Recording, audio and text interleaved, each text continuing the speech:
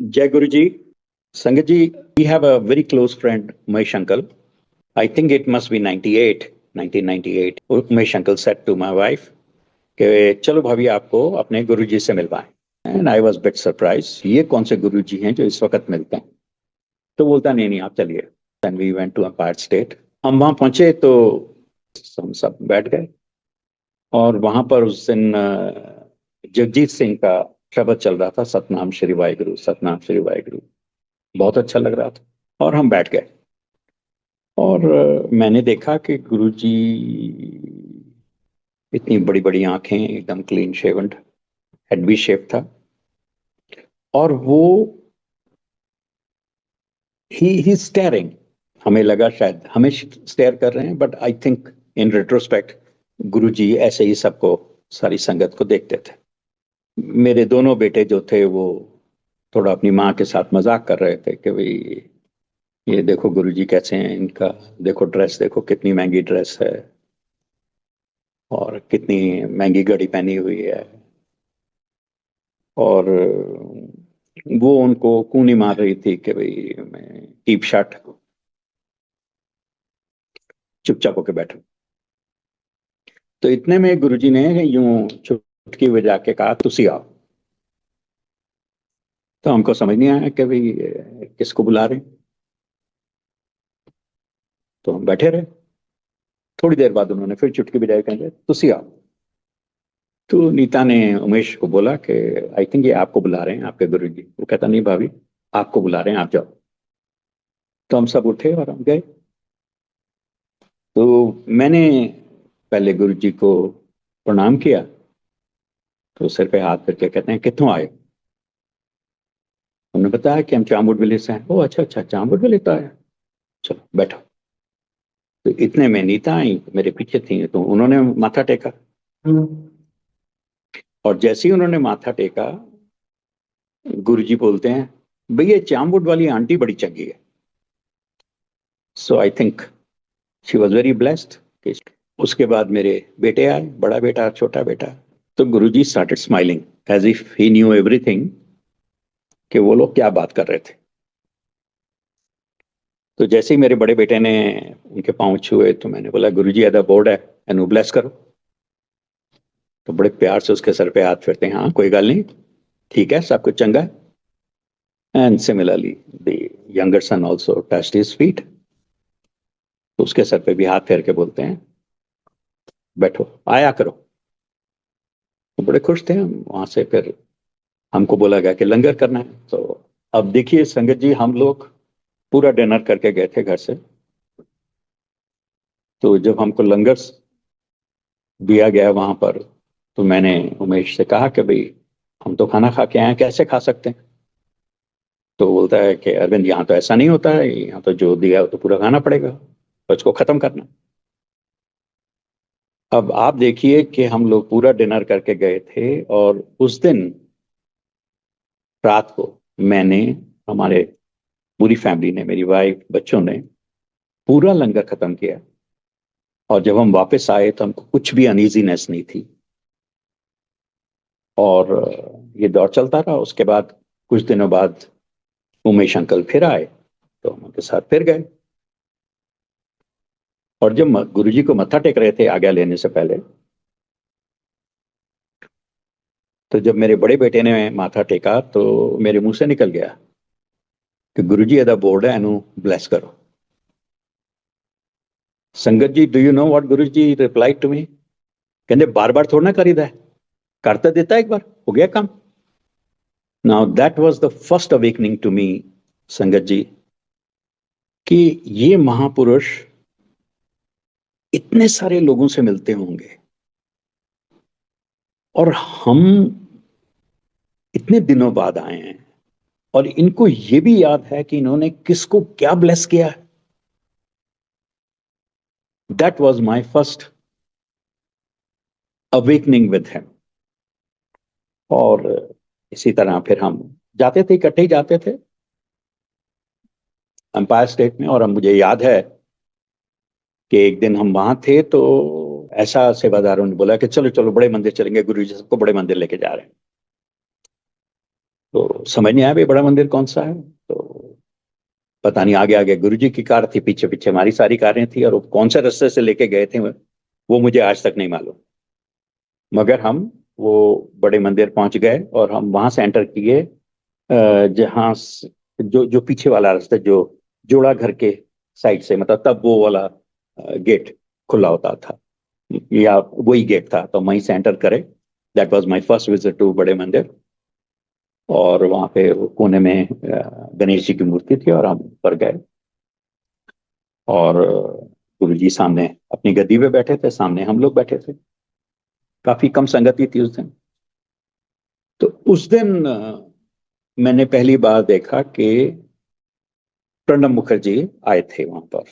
मतलब आते शायद पहले भी होंगे, मैंने उनको वहां पर उस दिन देखा था। और वो अपनी गाड़ी खुद चला के आए थे उस वक्त रात को। तो गुरु जी ने उनको अपने पास बिठा लिया, और एक सेवादार अंकल एक रोटी प्रसाद में, आई थिंक सब्जी थी या दाल थी, कुछ डाल के लाए वो। तो गुरु जी ने अपने हाथ में लिया और अपने हाथ से यूं करके फिर उनको दिया, प्रणब मुखर्जी को। जब प्रणब मुखर्जी ने अपने हाथ में पकड़ा, तो जो वो ग्रेवी थी रोटी प्रसाद में से, वो ड्रिप होते होते यहाँ तक आ गए। और मैंने देखा कि प्रणब मुखर्जी ने यहाँ से अपनी जीभ पूरी उसको क्लीन करते हुए और फिर उसको खत्म किया। उस वक्त मुझे नहीं लगता कि वो शायद मेंबर ऑफ पार्लियामेंट भी थे।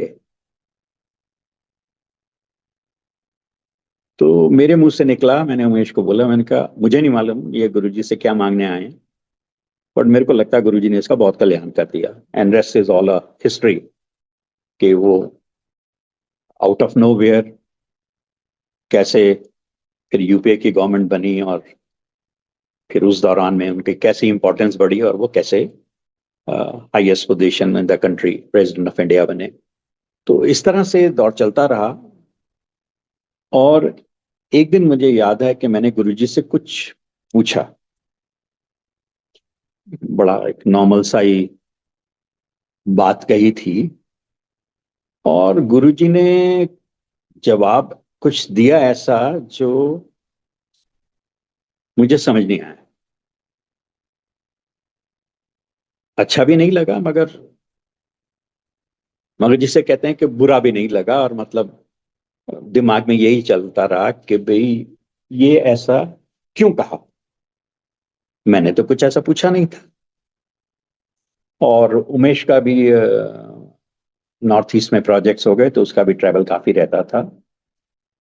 And we had a sort of a disconnect of going to Empire State during that period.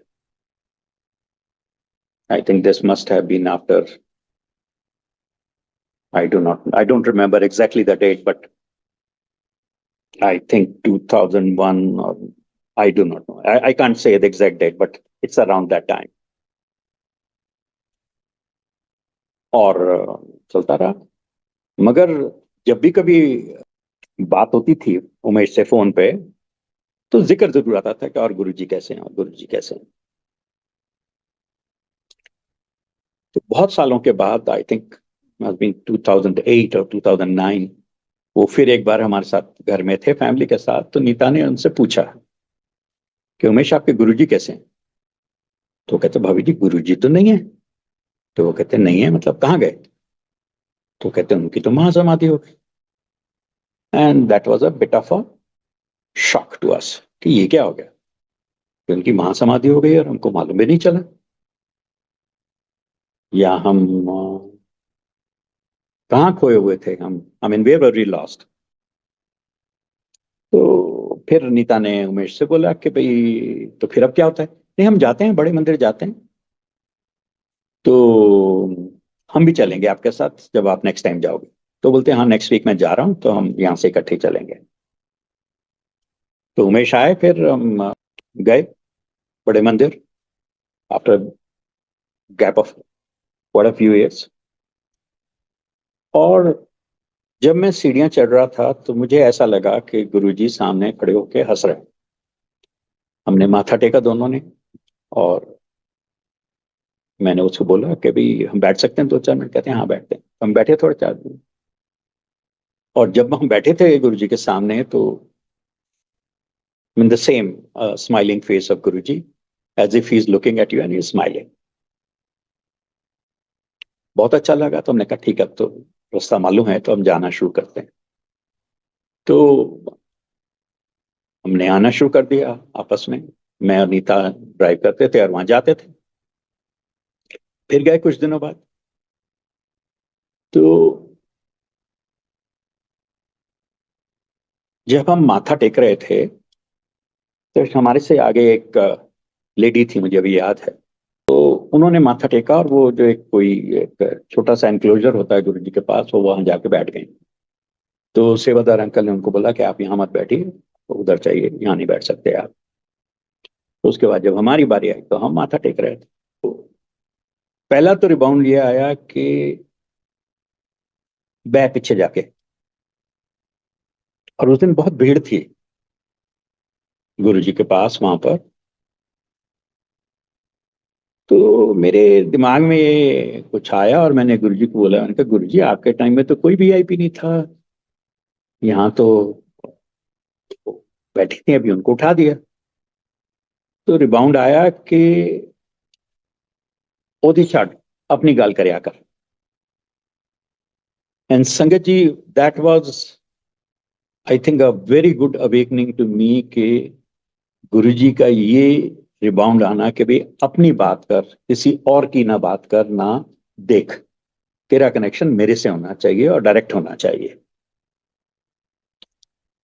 खैर, हम जैसे ही उठे तो सेवादार अंकल ने कहा कि बैठोगे जी? तो मैंने कहा हाँ बैठना तो है। तो वो खिड़की के पास एक जगह खाली थी, कहते आप वहां बैठिए। बट नीता भी थी मेरे साथ। But yeah it's something that while we were walking, तो एक और लेडी वहां से खड़ी हुई और हम दोनों बैठ गए और थोड़ा ध्यान में गए। तो गुरु जी का रिबाउंड आया कि पूछना नहीं कुछ, and that was like a shiver कि इतने दिनों बाद मैं वहां बैठा था और ध्यान में था, और ये क्या हुआ कि पूछना नहीं कुछ। मैं सोचा ऐसा ही होगा, तो मैं फिर अपनी आंखें बंद करके अपने ध्यान में हुआ, and the same rebound came again. And जब सेकंड टाइम भी आया कि पूछना नहीं कुछ, तो मुझे वो याद आ गया कि मेरा और गुरु जी का जो बात हुई थी, और उसके बाद जो उन्होंने जवाब दिया था। तो जब मैंने आंख खोल के गुरु जी की तरफ देखा तो again I saw him smiling. और फिर मेरे मन से भी जो जो था, मैंने मन में गुरु जी को कह दिया कि आपको मालूम है कि मैंने आपसे क्या कहा था और आपने मुझे क्या कहा था, और मुझे ऐसा लगता है कि आई डेंट डिजर्व दैट आंसर। तो जैसे कोई बहुत हंस के डिवाइन इंसान बोलता ना, चल छड़, आया कर। बट उस दिन मुझे, जब हम वापस जा रहे थे, तो मुझे ऐसा लगा कि आई वॉज वेरी लाइट, एकदम शांति, पता नहीं क्या कुछ निकल गया पीछे से। And you are driving and you are very happy. और उसके बाद ये सिलसिला चलता था। हम बड़े मंदिर जाते थे, और एक ही बात हो गई कि भाई हाँ जो दिल में है मतलब कहिए उनको, और रिबाउंड ऑलमोस्ट इंस्टेंटेनियसली आ जाता था। ऐसे करते करते फिर हमारी कम्युनिटी में ही सत्संग होने लगे। और एक दिन हमको एक हमारे पिता के फ्रेंड हैं, पीछे ही रहते हैं हमारे लेन में, मिसेस कपूर। तो उनका फोन आया कि साढ़े घर कीर्तन है, तुसी आओ। तो हम लोग चले गए। हमने सोचा सिख फैमिली है, कुछ पाठ रखाया होगा या जपजी साहब का कीर्तन होगा। तो हम जब वहां पहुंचे तो हमने देखा गुरु जी का स्वरूप लगा हुआ है और प्रिपरेशन आर गोइंग ऑन। तो नीता ने उनसे पूछा कि तुसी ਇਹਨਾਂ ਨੂੰ किस तरह जानते हो? तो वो कहती तुसी इन्हां नूं जानदे हो? कहती हाँ मैं इन्हां नूं जानदी हूं, मैं तो इन्हां नाल मिली भी हुई हैं। तो मिसेस कपूर ने कहा कि आप जाना मत, आप रुकना सत्संग के बाद, और मैंने कुछ बात करनी है आपसे। ठीक, हमने सत्संग सत्संग सुना। I mean that was our first satsang जैसे अब होते हैं। और जब सत्संग खत्म हुआ तो मिसेस कपूर ने कहा कि आज से 3 महीने पहले मेरी याददाश्त चली गई थी, मैं किसी को नहीं पहचानती थी, ना बच्चों को ना हस्बैंड को, and I was in a very different state of affairs. So she was admitted to Gangaram Hospital, और फैमिली बड़ी परेशान थी कि भाई क्या होगा, कैसे होगा। तो वो बोलती हैं कि मुझे ये सपने में आए और इन्होंने मुझे कहा कि आज तो 3 दिन बाद तो घर चले जाएंगे और सब ठीक हो जाएगा। और कहते उसके 2-3 दिन बाद मैं, मेरी सब कुछ याददाश्त वापस आ गई, I recognise my husband, children and सारी ऑल दोज थिंग्स, और मैं वापस आ गई घर में। मगर मेरे दिमाग में ये चलता रहा कि वो कौन इंसान था जो मेरे सपने में आया और जिसने मुझे कहा कि आज तो 3 दिन बाद तो ठीक हो जाएंगे। तो उन्होंने ढूंढना शुरू किया, और उनको ढूंढते ढूंढते फिर कोई सज्जन मिले जिन्होंने कहा ये गुरु जी हैं और इनका बड़ा मंदिर है और ये इनके सत्संग होते हैं, तो अगर आपके साथ ऐसा हुआ है तो आप भी एक सत्संग अपने घर में करा लो। तो फिर दैट इज हाउ द सत्संग वाज ऑर्गेनाइज्ड, जहाँ पे हम गए थे। और उसके बाद से फिर हम लोगों ने इकट्ठे ही बड़े मंदिर जाना शुरू कर दिया। And now you can see that कि गुरुजी मतलब सबका ही भला सोचते हैं, सबका भला करते हैं, जिसकी जो तकलीफ होती है उसको दूर करते हैं। और पता नहीं कहाँ कहाँ से लोगों की कौन कौन सी तकलीफें जो हैं उन्होंने दूर की। और इस तरह से संगत जुड़ी, और सब ठीक ठाक आगे बढ़ते जा रहे हैं। और हम सब लोग अपनी लाइफ में, हम सब लोगों का अपना कनेक्शन है, हम सबको अपनी सोलेस है। एक बात जो, हम जब गुरुजी से मिले थे तो मुझे अब लगता है कि उनको तो मालूम था ना कि हम इनिशिएटेड हैं, मगर संगत जी उन्होंने कभी भी हमसे कुछ नहीं पूछा और हमको कोई सरमन नहीं दिया। और मुझे नहीं लगता गुरुजी ने किसी को भी कोई सरमन दिया कि आपको ये करना है, आपको ये नहीं करना है, कैसे करना है। ना हुआ क्या कि अपनी मेडिटेशन तो हम करते ही थे और इतने वर्षों से करते आ रहे हैं, और जब से गुरुजी के साथ कनेक्शन हुआ तो गुरु गुरु मंत्र भी करते थे। तो जब सुबह बैठते थे, ड्राइंग रूम में बैठे हैं तो मेडिटेशन में जाइए, जब गुरु जी को सुबह चाय और प्रसाद ऑफर करते हैं तो गुरु जी का मंत्र करते थे। और लॉबी में आके जहां मैं अभी बैठा हूं, तो जब वहां बैठते थे तो अपना गुरुदेव का जो दीक्षा मंत्र है वो मेडिटेशन करते थे। एक दिन क्या हुआ कि जब मैं सुबह गुरु जी के पास बैठा था, पता नहीं किस धुन में मैं अपना मेडिटेशन वाला गुरु मंत्र जपना शुरू हो गया, और वो जप कंटिन्यू रहा। और जैसे ही मुझे थोड़ी सी ख्याल आया कि ये क्या हुआ, यहाँ पे तो मैं सुबह बैठ के गुरु जी का मंत्र करता हूँ, तो ये कैसे हो गया। तो मैंने गुरु जी की तरफ देखा, मैंने कहा सॉरी गुरु जी, मैं दोबारा से शुरू करता हूँ।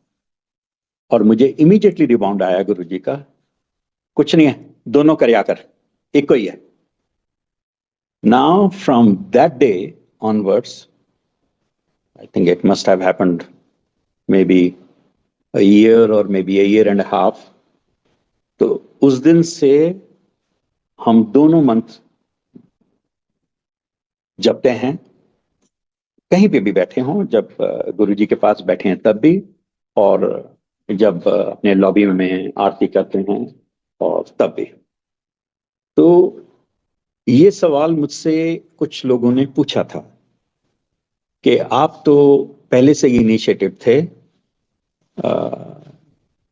You had a Guru also and you had a Guru Diksha also, सो आपको कैसा लगता है कि ये कन्फ्लिक्ट नहीं होता कि भी वो भी थे और ये भी थे। So I have shared with few people and today I am sharing with the Sangat at large कि नहीं, हमको कोई कन्फ्लिक्ट नहीं हुआ, कोई कंट्रडिक्शन नहीं हुई। और अगर शायद गुरुजी ने जो जो ये इंसिडेंट कराया, शायद इसलिए कराया कि मैं ये बोल सकूं, और अगर सुनने वाली संगत के मन में भी अगर कोई वहम हो या कन्फ्लिक्ट हो या कंट्रडिक्शन हो, तो उसका शायद उन लोगों को जवाब मिल जाए और ये बात फिर यूं ही खत्म हो जाए। बिकॉज हमारे रब का, डिवाइन, भगवान, सबका जब तो एक ही है, और हर एक जब का शायद हमको ही प्योरीफाई करना है ऑब्जेक्टिव, और हमारे को स्ट्रेंथ देना है, और हमारे को एक अच्छा इंसान और हमारी वाणी को प्योर करना। आई थिंक यही सब इन चीजों का सारांश निकलता है। दूसरा, आपको मैं गुरुजी का एक सत्संग और सुनाता हूं। ये हमारे सबके साथ हुआ अभी गुरुजी परिवार में, 1 साल हो गया इस बात को। मैं सुबह मेडिटेशन में था कि मुझे ज्योति आंटी का फोन आया कि आप क्या कर रहे हैं। मैंने कहा मैं अभी थोड़ा बैठा था मंत्र में, बट इट्स प्लेजेंट सरप्राइज, 5:30 पौने 6 बजे किसी का फोन आना सुबह। तो कहते हैं हाँ हाँ हाँ, ऐसा है कि Sharad is not well. I mean Sharad is Mamta aunty's husband and we are in Supreme Hospital. हमारी कम्युनिटी में ही है सुपर स्पेशलिटी हॉस्पिटल। तो मैं बड़ा हैरान, मैंने कहा क्या हो गया। कहते हैं उनको तकलीफ थी तो हम यहाँ लेके आए हैं, तो आप भी आ जाइए। तो I immediately I said I am finishing it fast and I be there. तो बैठा था तो मैंने कहा मुझे नहीं पता गुरुजी क्या हुआ उसको, तो आप देखो, मैं भी जा रहा हूँ। So मैं in the same shape I rushed to the hospital and when I went there, so Mamta came and when she came to me she was crying कि बहुत हालत खराब थी, बस अभी अभी आपके आने से पहले अंदर से खबर आई है कि he started responding। तो हमने शुक्राना किया गुरुजी का, ने कहा चलो कोई बात नहीं, अब तो हो गया, गुरुजी ने कर दिया। 2 दिन के बाद मतलब ऐसा लगा कि भी उनको शायद हार्ट का भी कोई प्रोसीजर होना चाहिए, बट कोई इतनी अर्जेंसी नहीं है। तो क्योंकि डॉक्टर भी छुट्टी पे जा रहे हैं, नया साल आने वाला है, तो वो फर्स्ट वीक ऑफ जनवरी में करेंगे। तो ठीक है।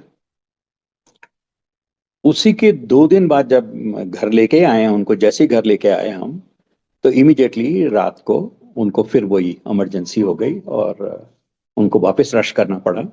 And that time I think it was realise that probably the matter is far more serious. और फिर उनको जब शिफ्ट किया गया स्कॉट्स में, तो पता चला कि हालत बहुत खराब है और उनका heart is almost non functional, सारी आर्टरीज ब्लॉक्ड हैं। और बहुत दुविधा में पड़ गया कि क्या करें क्या करें। और डॉक्टर से जिनसे कंसल्टेशन हो रही थी वो ममता आंटी को यही कह रहे थे कि देख लीजिए, बहुत बहुत डिफिकल्ट सर्जरी है, चांसेस बहुत कम हैं, तो आप इनको दवाई ले जाइए और इनको दवाइयों पे रखें जितना पीरियड ये निकाल सकते हैं। और हम सब लोग घबरा गए कि भाई ये कैसे हो गया, क्या करें। And we were all praying कि भाई कुछ कीजिए कुछ कीजिए। तो ममता आंटी बोलती कि नहीं, ये प्रोसीजर तो होना चाहिए, मैं ऐसे कैसे रह सकती हूँ कि भाई रोज देखूं उनको कि भाई I mean is living in crisis. तो मैंने पूछा उनसे कि आपका मन क्या कहता है। वो कहते हैं नहीं, मेरा मन करता है कि करना चाहिए। मैंने कहा मेरा भी मन कहता है कि आप कराइए, कुछ नहीं होगा, गुरुजी निकाल लेंगे, गुरुजी निकाल लेंगे। तो आप देखिए संगत जी, वो इतनी डिफिकल्ट सर्जरी थी जो प्लान हुई, और हम सब लोगों ने गुरु परिवार में यही डिसाइड किया कि जब सर्जरी हो रही होगी तो हम बैठ के प्रार्थना करेंगे गुरु जी से, और गुरु जी निकालें वहां से, दुविधा दूर करें हमारी। और हम बैठे थे अपनी मेडिटेशन में, और एक स्टेज पे मुझे ममता आंटी का जो बहुत रोते हुए मगर स्माइलिंग फेस नजर आया। And I immediately picked up my phone and phone किया, और मुझे रिबाउंड आया कि हाँ सर्जरी अभी अभी खत्म हुई है, हमको अभी अभी खबर आई है कि सर्जरी इज सक्सेसफुल, और हमने गुरुजी का शुक्राना किया। और आज 1 साल हो गया, 1.25 साल हो गया, Sharad uncle is well, is improving, is doing quite well. तो शुक्राना गुरुजी। और इस बात में जो आई थिंक हम सबके लिए सीख यही है कि अगर हम सरेंडर करें, हम गुरुजी से प्रेयर करें, तो गुरुजी सुनते हैं और हमारे साथ आके खड़े होते हैं और हमारे डिफिकल्ट पीरियड को हमको ऐसे निकाल के ले जाते हैं जैसे शायद कुछ हुआ ही ना हो। और सबसे बड़ी बात यह है कि हम अपने लिए तो बहुत कुछ कहते रहते हैं कि हाँ ये कर दीजिए, वो कर दीजिए, मगर संगत जी आजमा के देखिए कि अगर कभी आप किसी और के लिए सिंसियरली विश करें तो गुरु जी उसको ही attends to it almost instantaneously. Guru ji ji, शुक्राना Guru ji, and thank you very much.